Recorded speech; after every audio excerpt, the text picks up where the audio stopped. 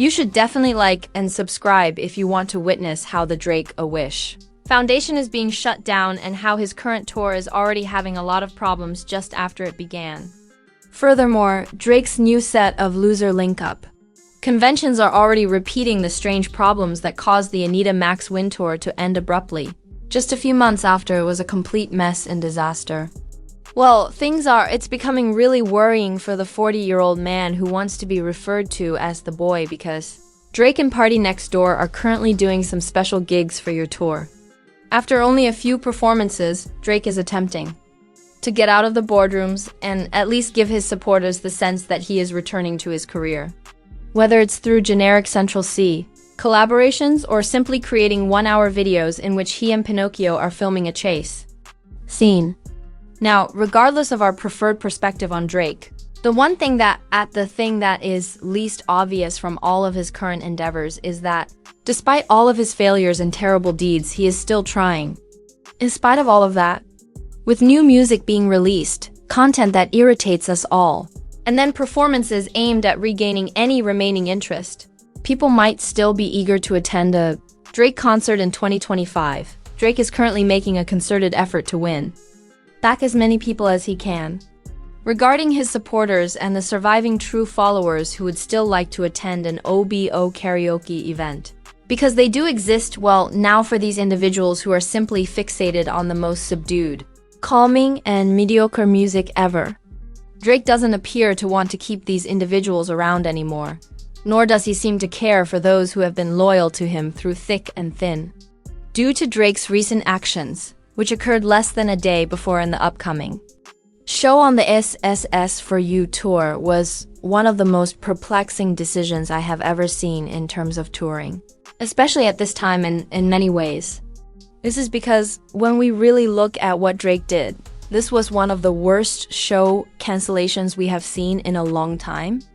What has just been announced is that Drake's concert, which was originally scheduled for July 28th in Manchester, has been cancelled. The arena and Drake's representatives have stated that this was due to unforeseen circumstances. The performance in Manchester tomorrow, July 28th, has been delayed due to ferry scheduling and travel problems. And with this, now it may make sense why this concert wouldn't be going down if Drake had been in another city or region at the time of the incident and there had been some travel problems. Nevertheless, despite this, as you can see for yourself when we examine the tour's arrangements, Drake has spent the last few days in Manchester, as he did performances here on the 25th and 26th. So how could there be travel problems for which you and your team were unable to come up with a solution?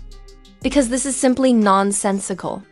Because Drake is actually in charge of getting a lot of people to this performance, especially because the venues are the same ones they have performed at, making it one of the busiest aspects of the music industry when it comes to traveling. One of the easiest tasks because your crew is still able to relax because the stage is already set up and they don't have to worry about assembling and disassembling it, which is one of the most difficult and time-consuming aspects of touring. At that point, you essentially realize that everything else has already been arranged and that the artists and the crew who actually handle all of the other backstage aspects of the concert had to be present. Again, this does not add up, and it just does not make sense. Similar to the strange cancellation of the Anita Max Win tour dates. You really don't just cancel a show in this manner until something unexpected happens, especially considering how thoroughly these events are planned and how touring operates. Especially with such well-known celebrities as Drake, and now that Drake is still evidently relaxing and acting like his slender old self. As we can see, he's still making TikToks, public appearances, music consumption, and creating embarrassing videos for Drake, with whom Drake has been more embarrassed than ever before. Now that everything has happened, it is evident that Drake's plan was unaffected by anything personal. After realizing that, there are only two other possible reasons why this show would have been cancelled. If this finale had been similar to the conclusion of the Anita Max Victory Tours, apparently, that would be due to low ticket sales. Now, they all offered identical justifications for why these shows were not going to materialize, attempting to utilize the concept of travel problems and logistics. Again, though, when we consider this in practice, These events were meticulously planned out over many months, and everything, including the itinerary for the trip, was decided upon before these things were even made public.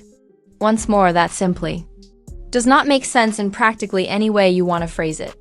Given the appearance of these performances and the sheer number of people who are expected to attend, it is clear from the internet that Drake has destroyed their plans, and these individuals are furious. All in all, the criticism Drake is receiving from these individuals who took time off work and planned their travel to attend this event at this precise period has ruined their entire lives. To tell the truth, I don't believe that ticket sales are the cause. And now, because people come out to these venues, book rooms, travel, and all of that, we are now seeing such a direct and short notice of a cancellation, which is now disrupting real people's schedules, lives, and even their finances. You accomplished it all for nothing now. In the end, all you need to do is start to actually question what's going on with Drake.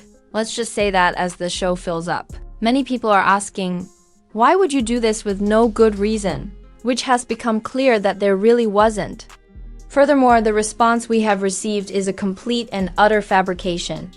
Actually, if you give this a little more thought, it does reveal Drake's main issue overall, and the reasons he has been one of the worst music stars we have ever seen, especially in the hip-hop industry. Never. Now, what I mean by this and the reason Drake finally canceled this show is that this man is really lazy and just cares about himself and his small, self-centered world. Since Drake is merely postponing this performance, other performances are being rescheduled, and you are essentially ruining your own tour without any justification. At this point, it really does appear to be a commitment issue. Point and do. You enjoy it, or are you just being lazy? Because you have all these private jets and things like that, and you're a person like Drake who has already been in this place, and all you do is flex, so you can get anything open at any moment. Regardless of what's happening on your end, people are still traveling and making it to the performance despite the current ferry issue. The actual cause that is preventing you and the necessary others from attending the show from traveling to the arena to perform in a space that is prepared for your specific needs. And now that we're witnessing Drake cancel these gigs once more, it will be the 5th time in this age that he has been performing these shows and fleeing the US. That they either don't happen at all or don't go down as planned. Now that all of this is taking place, Kendrick Lamar has never canceled a gig at the Grand National.